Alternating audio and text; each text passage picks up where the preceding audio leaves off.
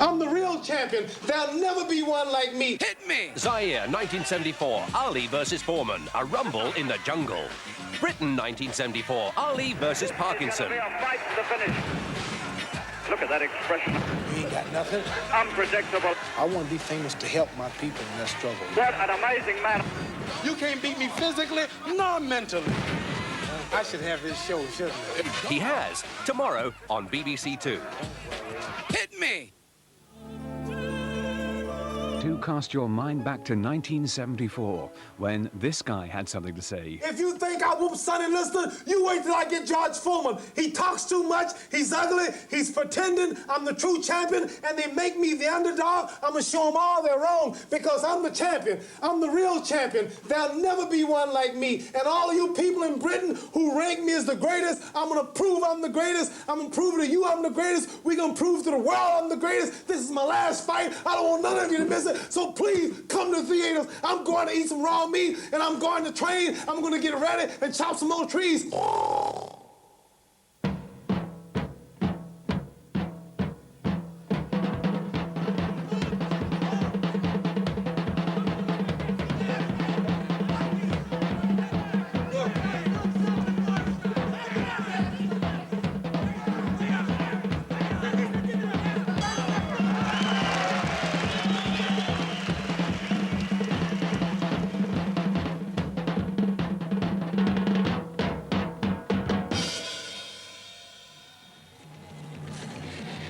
Zaire, 1974, became the stage for the greatest boxing spectacle the world had ever seen.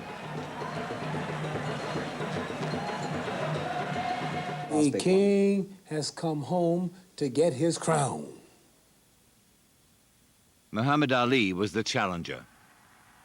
He'd first won the heavyweight championship as a 21-year-old, destroying the legendary Sonny Liston in 6 rounds.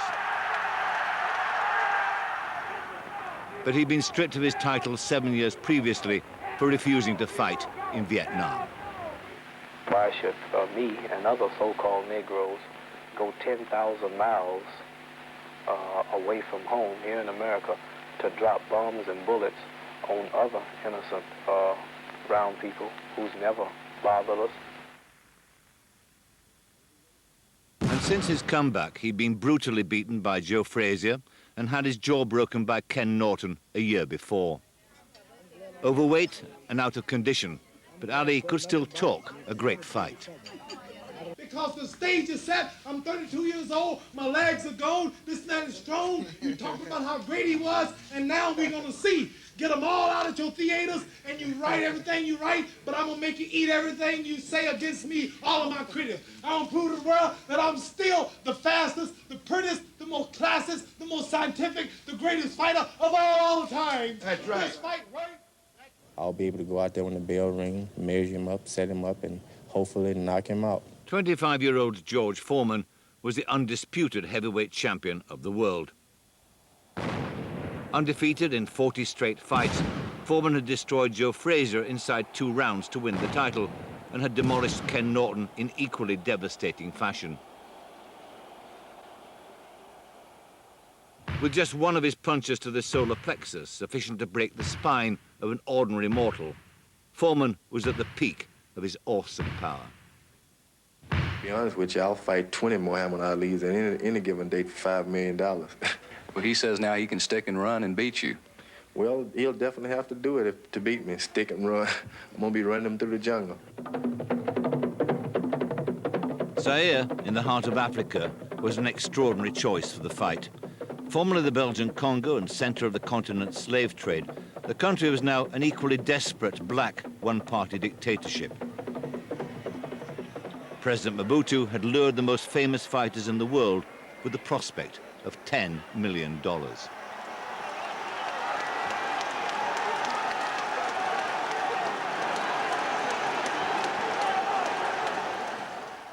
I think we were all startled, like Zaire. I mean, that did seem to be a bit way out, a bit bizarre. And it turned out to be that, exactly that. The deal had been brokered by an unknown black hustler called Don King. When you go see me those pictures? I did. You did? Oh, that's fantastic. Ali wanted to achieve something, and I gave him the opportunity. He was the biggest guy in the world, but he couldn't get George Foreman. I got George Foreman. Dick Sattler was the manager of George Foreman. He didn't really want to deal with me, and so I dealt without Dick Sattler, because even at the time that George was getting ready to sign those blank sheets of paper, Dick Sattler was still saying, well, Champ, now just wait a minute, Champ. You know, don't, Champ, you know, we got to see what we're going to do, you know, and George just almost like God was in his plan, and he was just signing blank pieces of paper. Unheard of. A remarkable feat for a man who'd never promoted a fighter before and had been in jail, convicted of manslaughter only a year earlier. Zaire was a truly black experience because it was two black champions with a black promoter. The black promoter had never promoted a fight in his life. He was going to a country that never had a fight before, didn't know what a satellite was, didn't know anything about transmitting a fight. We had a stadium, didn't have seats, had just concrete things, and we ordered tickets for it without having seats. That's insanity.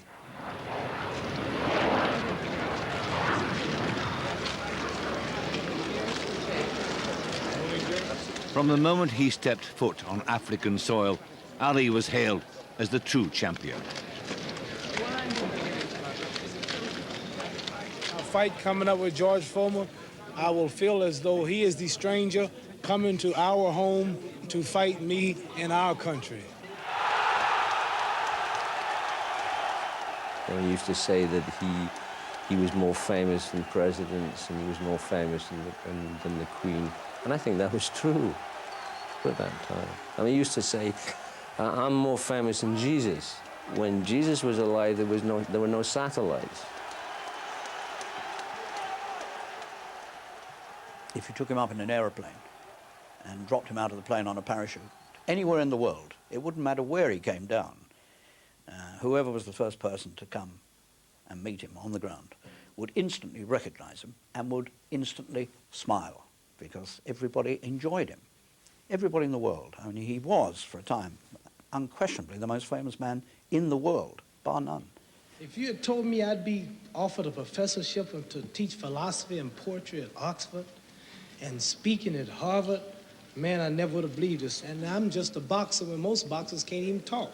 Ali had become an international icon. You couldn't invite Joe Frazier, George Foreman to talk.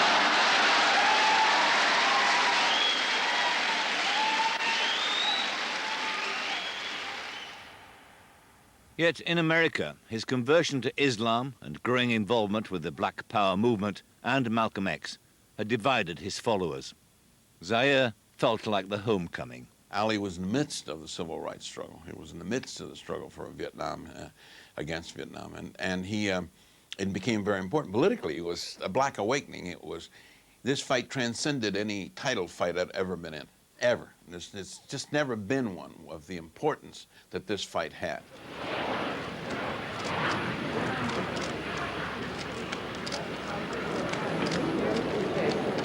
Foreman's dawn arrival in Africa was greeted with polite respect. I think that Muhammad, like Joe Frazier and all these guys at this stage, can only do what I let them do. And I'm not intending to let them do much. Happy only in the ring, Foreman hated the primitive conditions in the countryside, soon switching to a high-rise apartment in the center of Kinshasa. It came with his own siege mentality. Foreman, on the other hand, was up in his penthouse, being burly, and had two huge police dogs of the kind that the Belgians used to suppress the blacks. You know, like the SS was up there with black uniforms. I mean, he really needed to be around with two huge police dogs. At the invitation of the president, Ali and his entourage took up residence in the official palace at Nsele. The palace, complete with luxury liner, stood on the banks of the Congo, now Zaire River. But across the river was a jungle, and that was no backdrop. You know, that wasn't a movie studio. That was the jungle, with lions in it, and there were huge alligators who would come cruising down the river. And he would say, he started saying, I really am in Africa, you know. Like, this is Africa, Doc.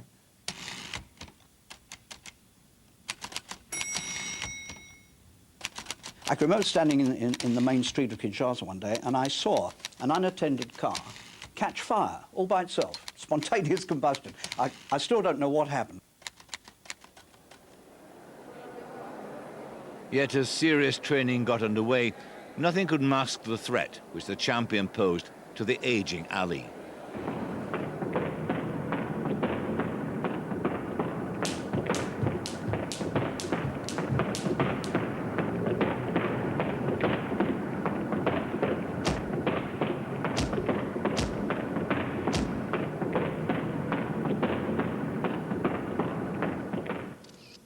I'm not boasting, you all. Don't say I'm boasting or I'm a cocky fella. I'm just talking the truth. Because I know. Fighters know when fighters are in condition. That's right. Fighters know when fighters are in condition. Right. Il n'y a pas de combat lorsque le combattant n'est pas dans ses conditions. The press knows when we are in condition. That's right. See? The press knows. You can't hit the butterfly. The press knows.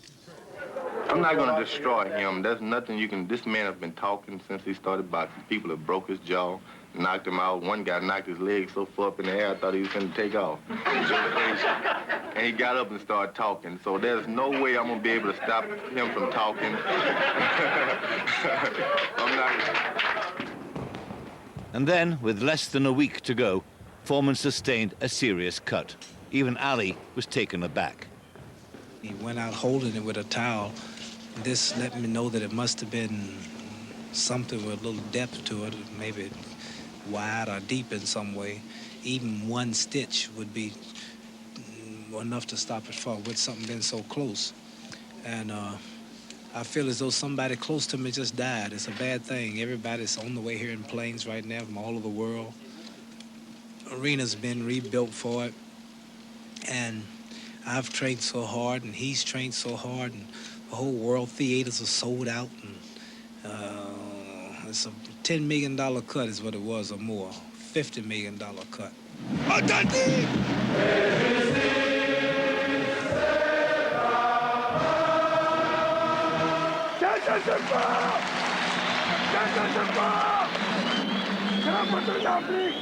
President Mobutu demanded military precision, and difficulties with stadium preparations had already led to a spate of executions. With the possibility of the fight being cancelled, many thought Don King's neck was literally on the line. It's a mark of as we came to know his resourcefulness, his inventiveness, his survivor abilities. Don King was on the verge of being shot in Zaire. Well, it was extremely difficult, but I was so up on being there that it didn't, the difficulties, didn't mean too much. You have to overcome them. And in so doing, we worked very hard because after all, these people were not used to high technology in putting some of these things together. And so you had to bear with them, and that's why Mobutu was using it as sort of like a symbol, so to speak, to demonstrate that they were doing, they could do and would do. And so we had to work with them. It's no different than working in any other foreign country. All the copy had to go through a censor. Mobutu had to be accorded his full title, and it went on and on and on. Mobutu, President, Lord of the Heavens, Master of the Lions, all that had to go in the copy. Of course, it came out. Don King's biggest problem was how to prevent the champion from leaving Zaire, never to return. George wanted to go home. So, and he wouldn't talk to nobody. He was just dead set on going home, and if we know if George ever got out of Africa, he wasn't coming back. So the thing was to keep George in Africa without him taking umbrage to it. I predicted whenever the fight is set, he might not show up. For Ali, it was time for a show. I just want all helicopters guarded, private boats, private jets entering this space. I want the airport. I'm serious. I want the president. I want all of you Zaireans to be on guard. Watch all strange boats slipping in. It might take him out. Watch the bus station. Watch everything. Watch the elephant caravans. He might sneak up an elephant. Watch everything. Please, Dick Sadler slick and Archie Moore's quick. Watch everything moving, unidentified objects leaving Zaire. Please watch him closely. The man won't out. The man won't out. And the delay bought Ali 4 more weeks of hero worship. Suddenly, quite spontaneously, this crowd, they all began to chant, Ali Boumaier, Ali Boumaier. And I went round to somebody and I said, what are they saying? And they said, they're chanting, Ali, kill him. And I told Ali this, and he, after that, he used to conduct the crowd, Ali Boumaier, and he used to orchestrate the thing.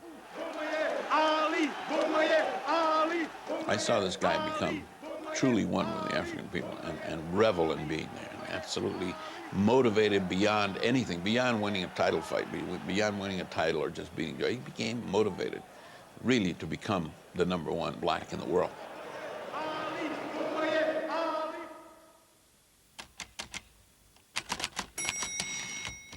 I was eating this, what I thought was chicken one night with Ali and Dundee and all of them. And I said, I like the chicken out here. Thank God there's something I can eat. And he said, what chicken? He said, that monkey and chips you got there. Foreman was undoubtedly deflated. Should be reported about is that I'm ready to fight, healthy, and if nothing happens between now and the day of the fight, there will be a fight on the 30th, and I'll be doing my best to win. And as evidence, everybody's seen what I do. I go out and try to do the same thing to everybody. I won't be trying to change tactics. And Ali's camp really got to work. George Foreman would train after us. So we had Howard Bingham, the kid, the photographer with us, and he had these telescopic lenses. So we would spy on George Foreman's training. We were watching. And we set up the spies. So we had a spying session every day practically. We had a lot of fun. Boudini and a couple of those guys to relay to Foreman's camp that Ali was poisoning his food and his water and so on. And he believed it. I mean, he was like a child. He believed anything they told him. So he had to send to America for food and was sending to America for bottled water. I mean, by the time they had him turn around, he hated Africa. He wanted to get out of there. He wanted to just finish the whole thing. The people hated him.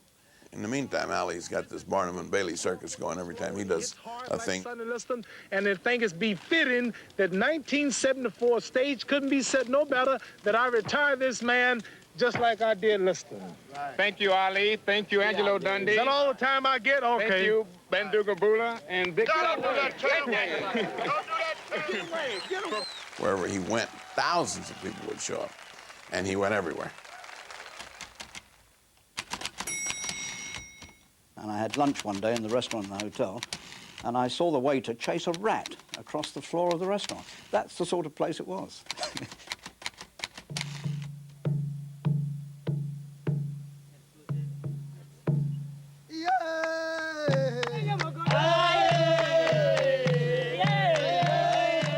Yet amid all the hype and kidology as the fight approached, the Ali camp knew that the bookies' odds of up to 5-1 against their man were devastating.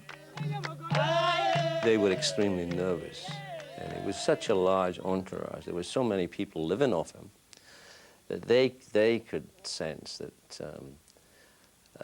well, in sensing that Ali was in serious trouble, they could see their livelihoods going out the window. Without him, they didn't have a job.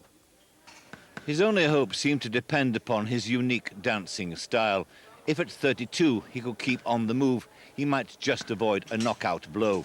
Ali was ever confident. His whole plans are changed for this fight, and it destroys a man when you have to change your whole style for one fight.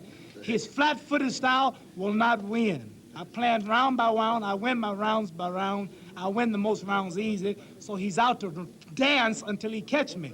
And he's found out that after 3 rounds of dancing, he gets tired. And he's found out I'm dancing for 13, and the odds are, to the smart man, is Muhammad Ali will not be knocked out. I've heard you say in the past that when the plans for a fight don't go right, you resort to brutality. That's right. Do you think this is likely to be a case where you might need some brutality? Who knows? You really don't know. But I've always got that in store. And a George who looked capable of not only defeating Ali and knocking him out, but doing him a serious injury. I mean, and that's what a lot of us felt, that we would not only see Ali beaten, we'd not only see the end of his career, that we would see a man in serious peril of his life. First thing I said was, what's the closest neurological hospital to here? Madrid was the closest, by the way. There were no facilities to take care of him if he got hurt. If he got hurt, he would have died because there was no place to take him.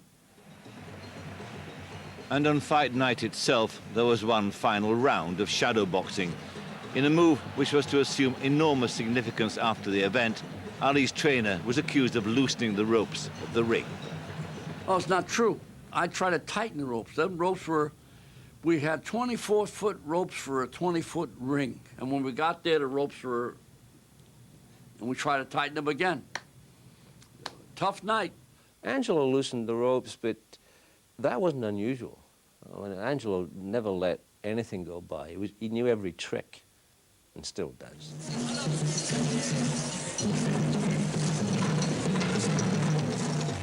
More than 70,000 people are sitting here tonight under the stars of this hot and humid African night. The time, 4 a.m. here in Kinshasa, and we wait now for the most extraordinary heavyweight championship of all time. The atmosphere was one of deep gloom, like we were going to a funeral. I remember looking across when Ali came out, and it was Dundee and Bandini Brown and Youngblood and Pacheco, and he stopped and said to them, because they were quiet, you know, they were nervous, and he said, "Hey, come on, you don't think I can win this?"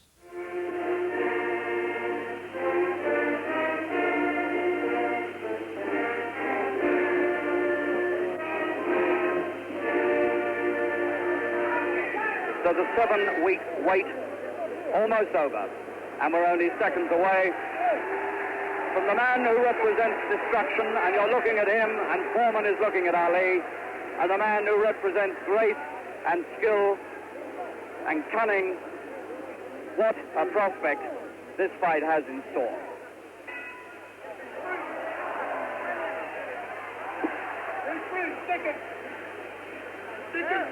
Foreman walked straight to Frazier when he won the title, and he destroyed him with huge swinging punches, and this is what he's trying to do right now to Ali. And Ali is going to trade punches with him by the look of things, and that is a surprise for a start. We thought he'd done, but he looks as though he wants to slug it out.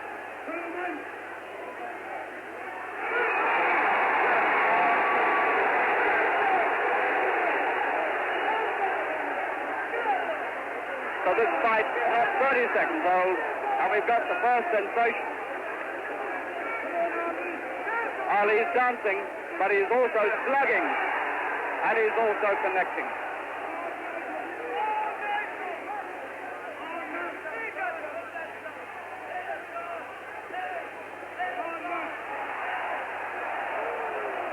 They're going to test it and see who's got the heavier punch. Good right from Ali. What an amazing man Ali is.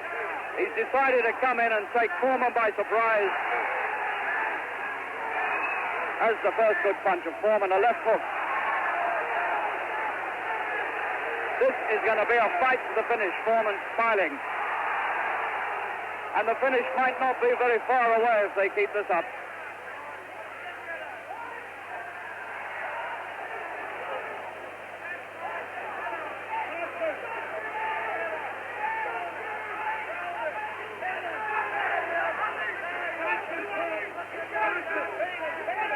Zach Clayton is having a real struggle in there to prize these two apart.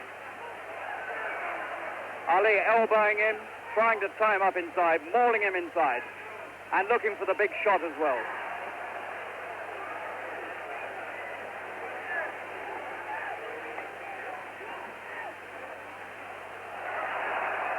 They can never keep this pace up in this heat. The body punch is absolutely ripping into the ribs of Ali.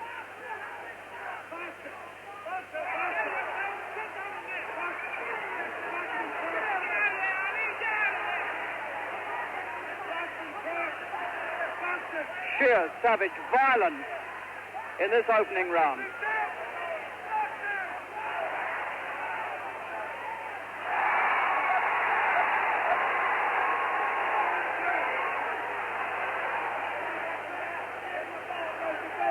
It's exactly like the start of the Foreman-Frazier fight. Ali says it's his last fight, and he's going out fighting. What a start to a heavyweight championship, and people all around the stadium are getting to their feet and clapping their hands above their heads. What a start. And Ali has taken a lot out of himself in that opening round. And Foreman almost looks as though he enjoyed that. Dick Sadler grins, so does Foreman. They couldn't have expected that Ali would come to them like that, and that might just be exactly what they want. He came out and did all the things that everybody said he mustn't do. He had to run, he had to keep away, and he defied all that and came out and did the unexpected.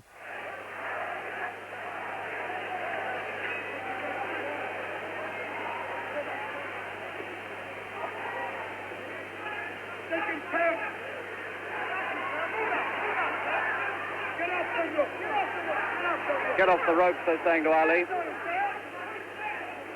The unpredictable Ali again. No dancing, no running away, toe-to-toe slugging.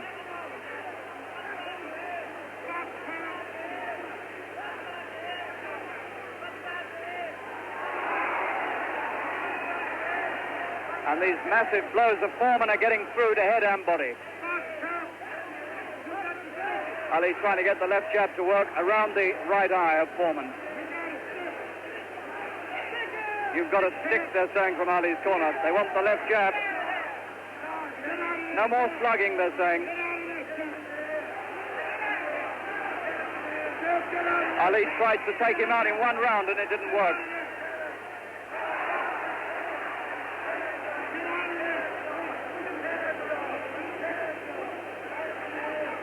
And there is real violence in that ring, believe me. There's hatred.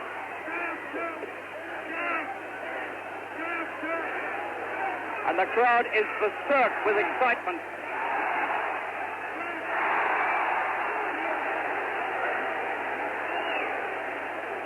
He's talking to Foreman even in the clinch.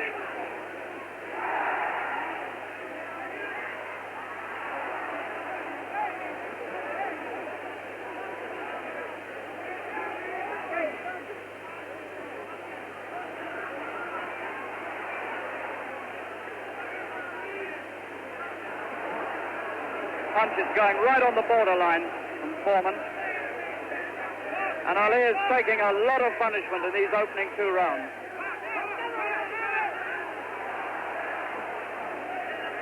Somehow he's told himself that he can out-punch this man, and it's beginning to look doubtful.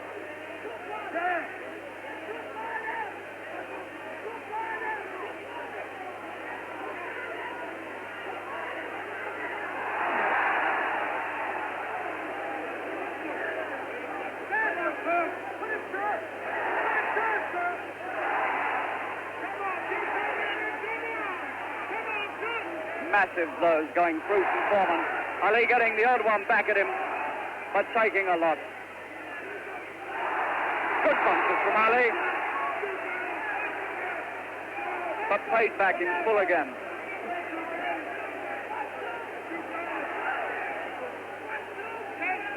This is like a street fight. It's not like a boxing match.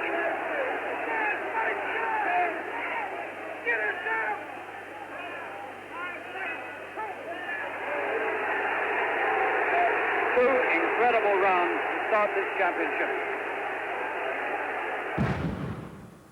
There he was on the ropes, doing exactly what we didn't want him to do. Apparently to us, he was taking a big shellacking. Of course, what Ali was doing, he was covering up on the ropes. But in doing that, he was putting himself in terrible danger. I mean, he took tremendous shots around the kidneys. I mean, he was urinating blood for days afterwards.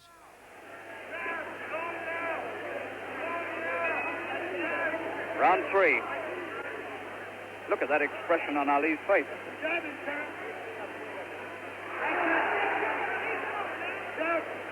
Foreman's eye holding up.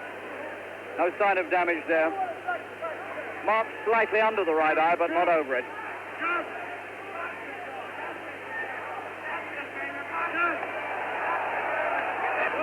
There's an urgency about Foreman. He wants to get this over.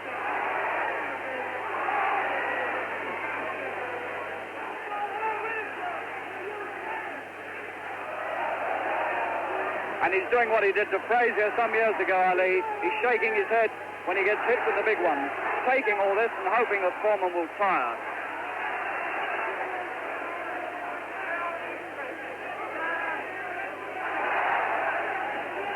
Surely, Ali can't go on taking this sort of stick.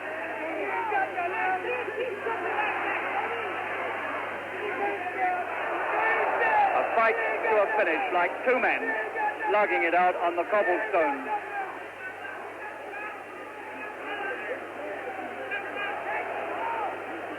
Both of them now beginning to feel the extraordinary pace and the humidity. Both gulping in air as hard as they can go.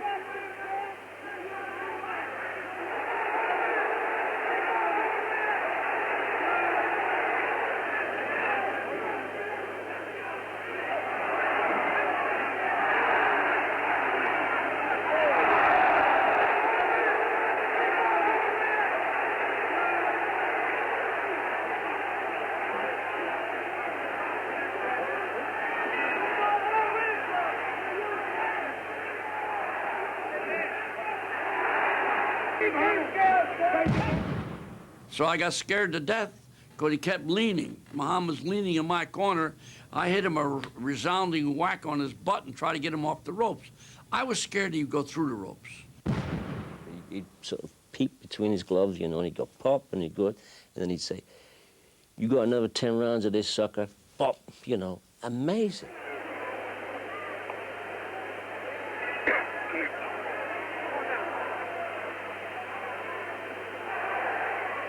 So it was no quick, destructive job by Foreman tonight. No Joe Frazier succumbing in 2 rounds. We're in the 5th.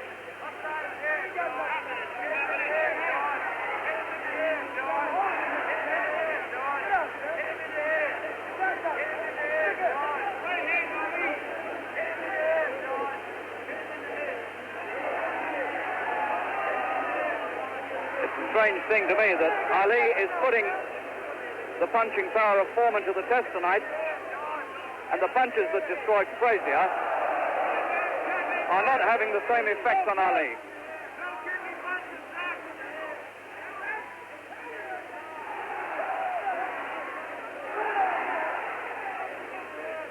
Ali knows more about the infighting than Foreman.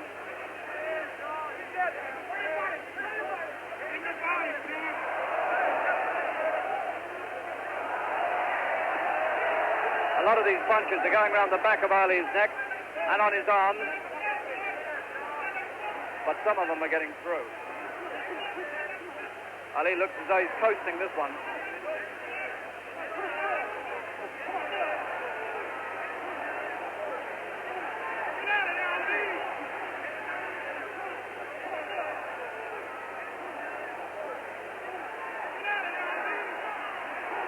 Ali hardly thrown a punch for a minute.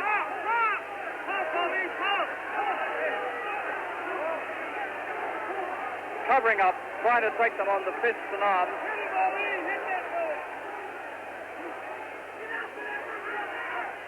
And he doesn't seem to want to come away, or maybe he hasn't got the strength from the legs to come away. Or is he just letting Foreman punch himself out? How do you know with this incredible man?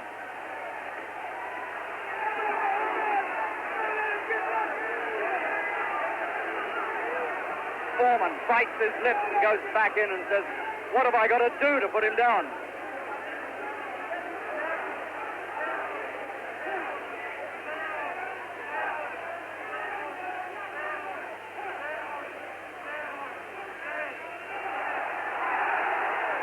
worst punches for 2 minutes from Ali.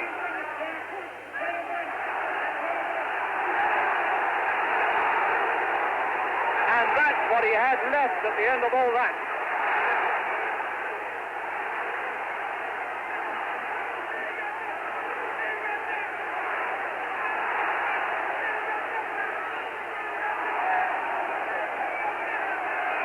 And Ali looks out and he winks at somebody over the rope. There's the bell. It's the most amazing fight I've ever seen. How did he come back in the last 30 seconds like that after standing on those ropes and taking everything? Come up the ring stairs, it's happening right above us. And we're saying, get off the ropes, get off the ropes. Even Zaire was screaming, who can't speak English, was screaming it in Spanish, get off the ropes. He just came back and he said, shut up, I know what I'm doing. Stay the heck off the ropes. I know what I'm doing. I know. You know what you're doing. You're going to get killed. Guy's going to push you right out of the ropes. Get out of there. So, you know, I tried my best to dissuade him, but he had it in his mind he was going to use that rope-a-dope.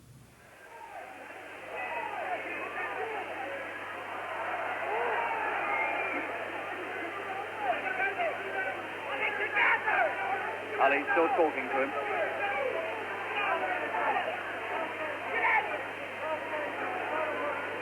I'm beginning to think it's the greatest World Heavyweight Championship I've ever seen.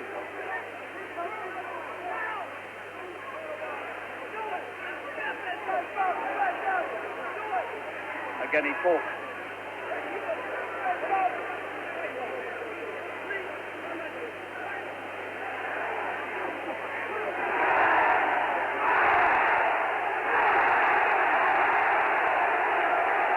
These punches are beginning to rock Foreman. Foreman's legs look very, very shaky to me.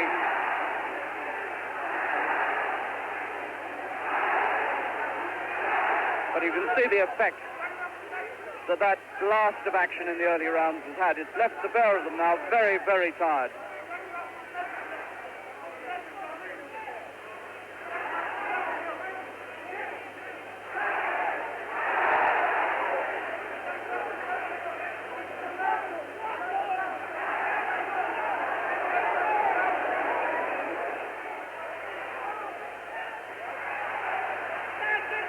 Now he's boxing into bits now. As Foreman slows, so the openings present themselves for Ali. Nothing in those punches. And still he talks to him. Ali's round.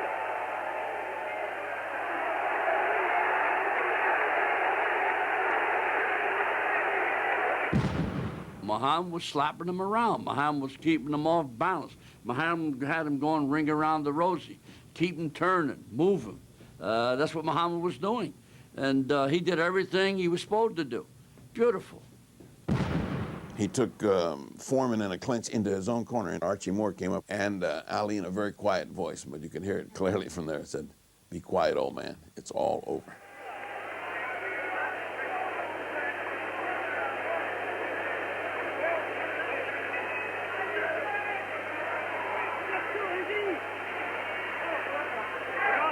Foreman's right eye is coming up, quite a ridge of flesh forming above the right eye. This is where he was damaged in training.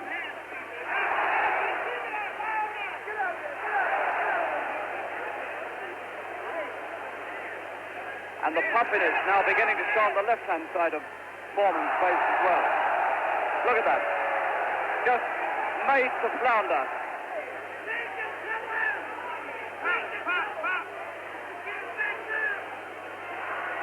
Good right hand from Foreman. Best punch he's thrown for some time. Still Ali doesn't want to come out of the corner.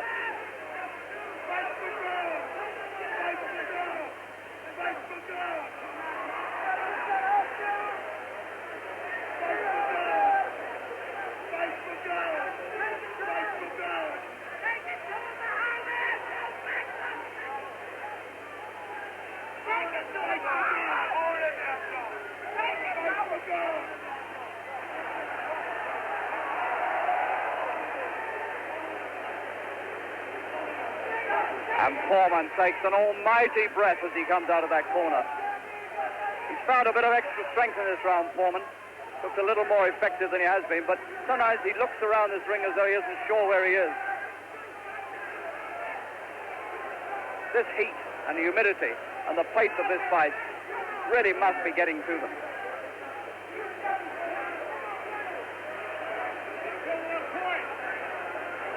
Both of Foreman's eyes looking puffed up. Ali looking quite unmarked.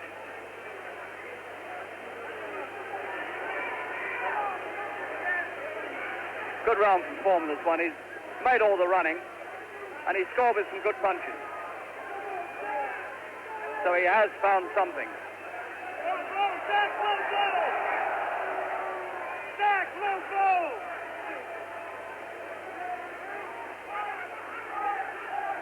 And suddenly Ali looks very tired indeed.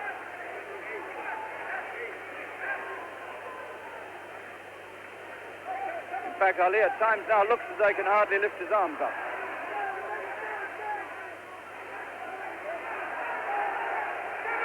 Oh, he's got him with a right hand. He's got him. Oh, you can't believe it. And he's doing his shuffle. And I don't think Foreman's going to get up. He's trying to beat the count, and he's out. Oh, my God, he's won the title back at 32. Muhammad Ali, and everybody is fighting to get into the ring now. Ali is heavyweight champion of the world at 32 in the 8th round by a knockout. He took on Foreman at his own game, and he beat him at it.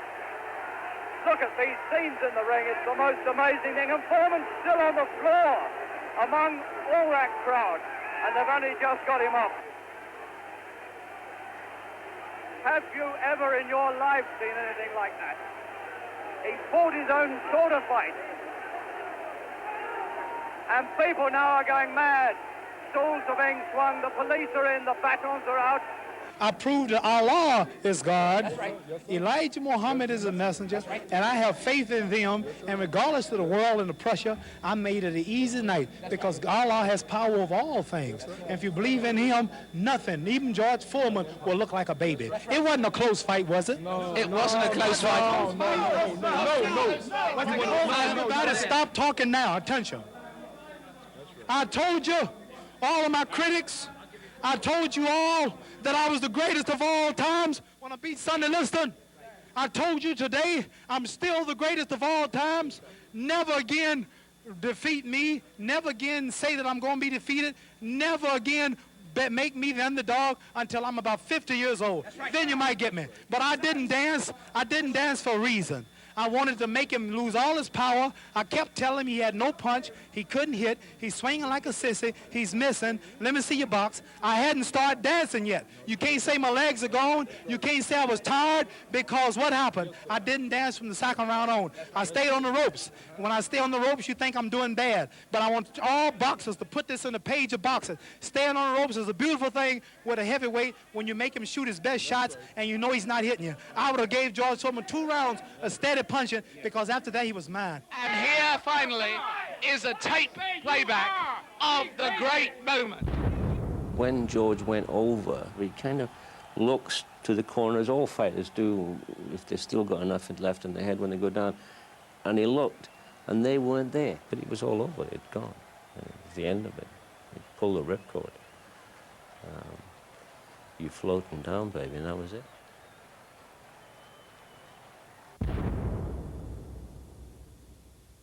Ali psyched him, outfought him, outmaneuvered him in his mind. He was the boss. He was the maestro. He was the symphony leader. He was tremendous. He was a superhuman. And when he came in and said black is best and black is beautiful, you had but to look at him. I coined the phrase that every knee must bend, every head must bow, every tongue must confess, thou art the greatest of all times, Muhammad Ali. George Foreman was devastated by the defeat and retired from boxing, only to make a comeback in 1987 at the age of 38. He is still fighting, and last month, at the age of 45, he won the WBA and IBF titles against Michael Moorer. I thought I'd knock him out in one round. Beat him up the first round, beat him up the second, third, fourth. But he's still there talking to me in the fifth. That's all you got? I said, what in the world have I ran into? I had not conserved 1 ounce of energy. This guy was still confident. He was getting more confident. I had a fight on my hand. The next thing you know, he hit me with a 1-2 combination. I was down on the floor. I got ready to get up. My manager told me to get up. When I jumped up, the fight was over. I had lost my title. Never been so devastated in my life to lose the title and to the most braggadocio in the world, Muhammad Ali. Took me a long time, maybe a year, before I could sleep again. Muhammad Ali successfully defended his title on a further 10 occasions before losing and then regaining the heavyweight championship for the 3rd time. He finally retired just short of his 40th birthday. His health declined quite rapidly, and he has been suffering from Parkinson's syndrome ever since. His tragedy was that he loved his life so much that he wanted to prolong it in the spotlight. The tragedy became that a man who could have been a tremendous leader for his people became muted by an illness caused by boxing. And that is, in effect, when Muhammad Ali, that I knew, came to an end. If you look at it, Ali's losing the battle in life, but he's winning. And that's probably why it's not a tragedy.